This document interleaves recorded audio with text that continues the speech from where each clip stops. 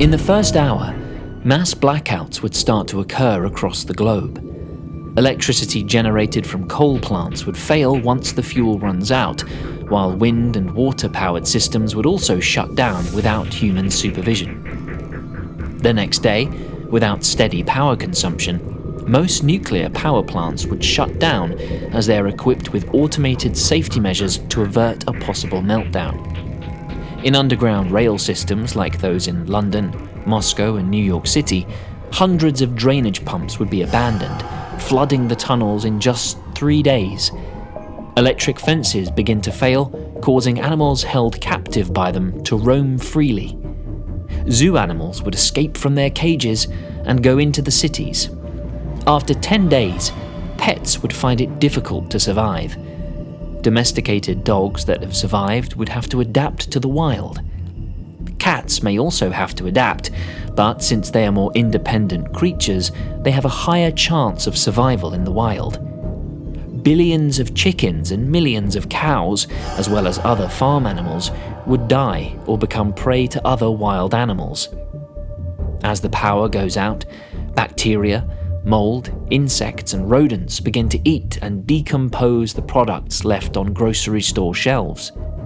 Once all this food runs out, insects and rodents that return back to the wild would have their populations quickly diminish as they become food for predators.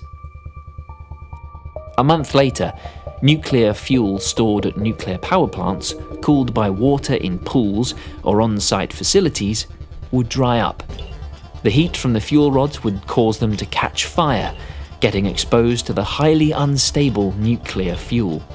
This would lead to a series of explosions, much stronger than the Fukushima and Chernobyl disasters. Most plants and animals within these affected zones would die due to radiation poisoning, and those that survive would have a range of different genetic disorders.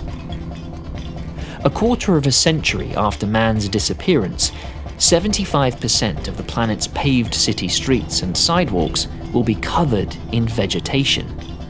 Moss would overtake the streets, while trees and flowers would grow on abandoned buildings. In some coastal areas, entire cities would have been reclaimed by the sea, and old sunken ships would be the foundation of new coral reefs. After 30 years, the satellites we sent up to explore space would come crashing back down on Earth. Despite our absence, global warming would continue for another 40 years after we're gone. The Earth's temperature would have risen by 0.6 degrees, but the environment, nonetheless, would have improved drastically. By year 60, marine life would have recovered from decades of overfishing and would be thriving. In 150 years, plants, dirt and sand would begin to encompass even the most urban environments. Many cities would be completely buried. London would revert to swamplands, and in northern cities like Vancouver, skeletons of buildings would poke out from layer upon layer of snow and ice. Cities like Las Vegas and Dubai will be smothered in sand as the desert takes back what belongs to it. In 230 years, vegetation that has thrived in humans' absence will have eliminated excess carbon dioxide in the atmosphere. The only evidence that we humans ever existed would be leftover steel and plastic.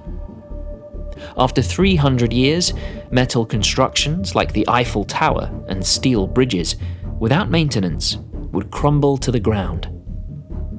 500 years after humans disappeared, the world's forest would be the healthiest that they've been in 10,000 years. The natural world would have succeeded in erasing most of the final traces of human existence. After 10,000 years, the only thing to remind the world of humanity's existence would be certain artifacts carved from rock, like Mount Rushmore or maybe the pyramids, which can last several hundred thousands of years. Of course, even after 25,000 years, some of our plastic objects might still be around. However, in another 50 million years, they will be gone too. While humans might not disappear into thin air, we shouldn't take our planet for granted. Our human ingenuity has led to extraordinary changes to the world.